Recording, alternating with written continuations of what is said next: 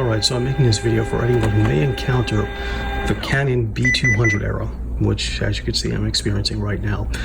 I found the solution from inside of another reply from a guy named Charles Marcus in someone else's video, which was not a solution. I've tried everything.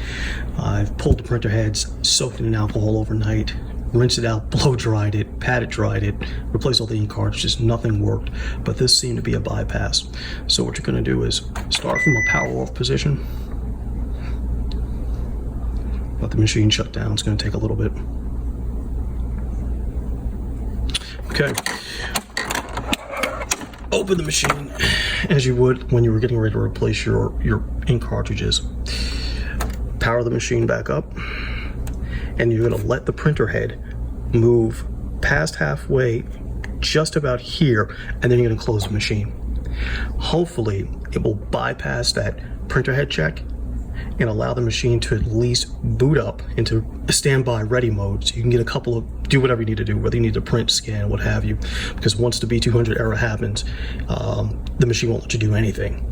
It ceases all function, so let's give it a shot. It's ready. Wait for the printer head to pass the halfway point.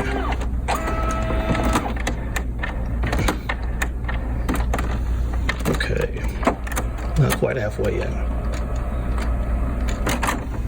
Now, shut the machine.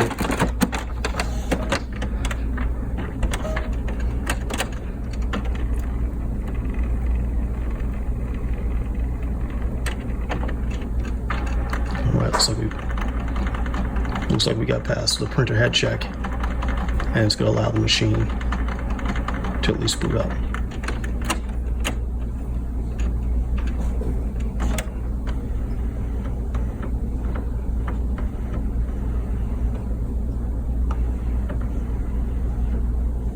And there we go. It's in standby print ready mode. So this works for the Canon MX870. I can't guarantee it'll work for other Canon printers, but feel free to give it a try.